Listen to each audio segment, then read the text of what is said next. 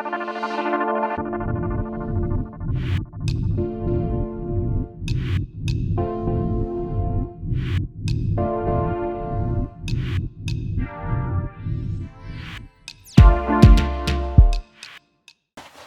to Chris Parkin Shooting Sports. We've got an unboxing today. This is an air rifle. I know what this one is. This has come from the Sportsman Gun Centre and it is an FX air rifle. It's the FX Wildcat Mark III. Now I've not had one of these, so I've done impact, I've done crowns, etc, etc, dreamlines, all sorts. So this one is going to be a fresh look at. It is the Wildcat Mark III 22 UK, which means it's a sub 12 synthetic standard UK. So FX's website often carries a lot of information. There's a lot of options on the FX website. I have actually got my cheat sheet here if I need to refer to it, because okay, in a lot of other countries in the world they don't have power restrictions like we do here. This is a 12 foot-pound model, so that will all get tested in the full review to see exactly what it's doing. And here it is. So that is super light and super short. It's a carbon fibre air bottle.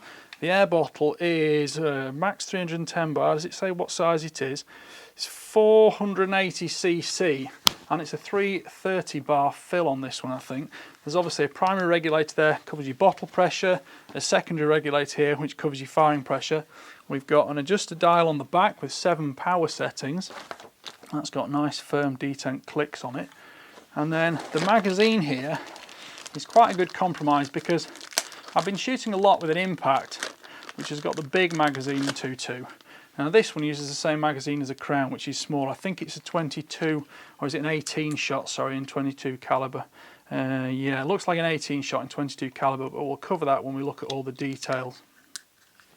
In the bottle we've got a Foster adapter, sorry, in the bag we've got a Foster adapter, because this one, how does this one charge?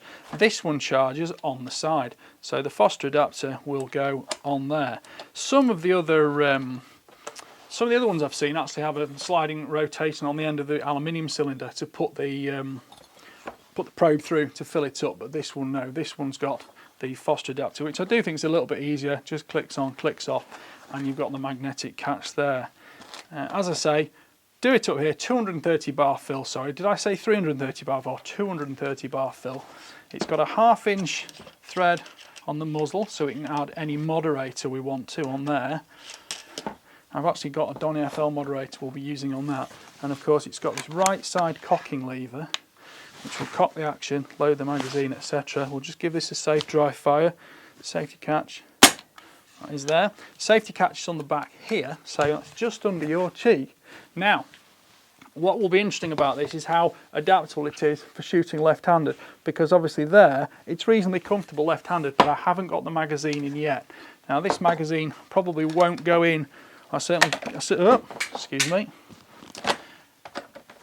This magazine obviously won't go in and the bolt won't go forward unless we've got pellets in it, but the magazine fits in there. So, how is that going to be? It's not totally unusable in an emergency ambidextrous hunting scenario, but I wouldn't say it was super comfortable if you're left-handed and want to use it as a left-handed rifle the whole time. Let's just put this box out of the way now.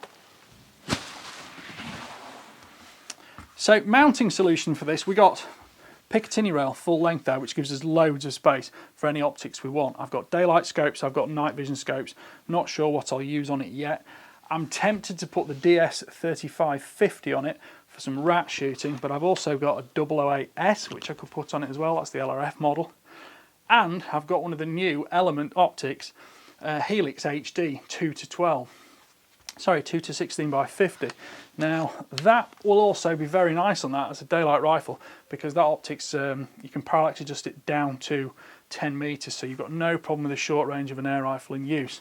Now this has got a non-adjustable recoil pad, non-adjustable cheek piece. I kind of like the simplicity and the purity of it. It says on the side here actually, yeah, 230 bar fill, FXA, made in Sweden, patent pending, seal number, etc. Smooth twist X. Now a lot of people want to shoot slugs. Personally, in a 12 foot-pound air rifle, I wouldn't really be chasing slugs anyway. I will be picking the best pellet weight, and in a 2.2, somewhere between 15 and 18 grains probably is going to give me the best performance. This, I think, is a 500mm barrel, but we'll check that in the full specification, full review. And judging by the feel of that trigger in a dry fire scenario, this is a safe dry fire. It's got 2 stages. And it is very crisp. That's one of the big joys of FX bullpups. They really have worked on the loading mechanisms and the triggers, so that even though you've got various mechanical components going back and forth, everything still operates very smoothly. So you don't kind of have gritchy triggers with bars working through the action to give you a terrible feel in there.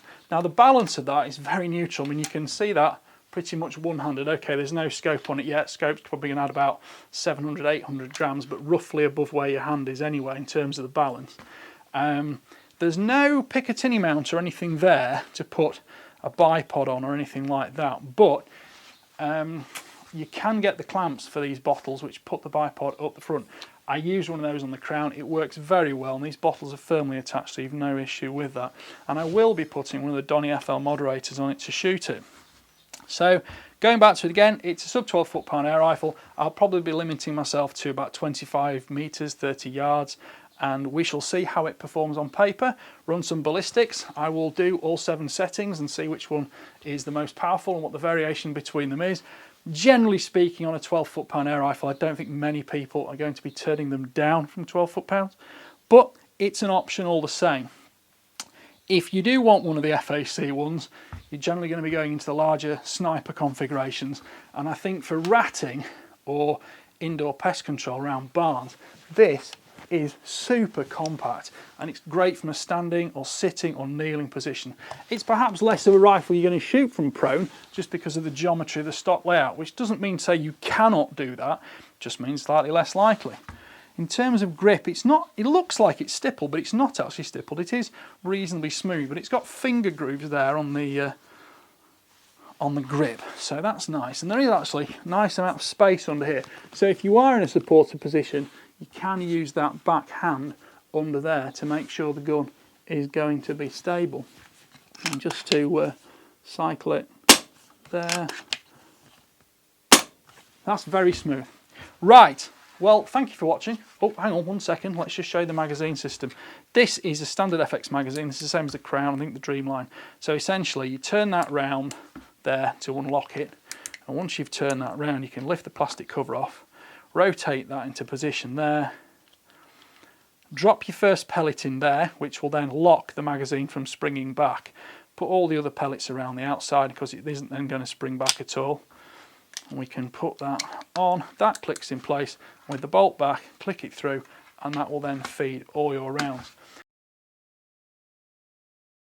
Just to have a little look at some of the specifications on this, since I do have them here on my iPad. So it's got new FX Wildcat MK III BT, blah blah blah blah blah blah. You can use 300 bar bottles, I think it says on this, but we shall see about that later. This one, yes, there's a sniper version mentioned here. If you want to use the sniper, that is going to be one that's going to be an FAC because it's a longer barrel, larger air capacity. Of course, being twin regulated means you get very, very good consistency from shot to shot throughout the pressure curve of the bottle. Now, this is, I believe it's the standard compact it's called, but it is the carbon fibre bottle. It doesn't seem to quite fit with exactly all these facts and statistics, but these will be covered in the full review in terms of how many shots you are likely to get out of it, etc. Now, this one is a 2.2, which here is rated up to 50 foot-pounds in the FAC version, but again, this is a 12 foot-pounder. It's available in 177, 22, 25 and 30 cal. Shot capacity in 177 is, it says it's 120 shots at 20 foot-pounds, which is a reasonable capacity. 12 foot-pounds at 60 shots at 30 foot-pounds, so if you halve that, we're probably going to get over 100 shots out of this, no problem, I would have thought. Standard sniper, standard compact, here we go, 2.2, 110 shots at 860 feet per second, which is still over 12 foot-pounds actually, so that's not, we'll measure that, that's going to be measured, and that's one thing for the full review.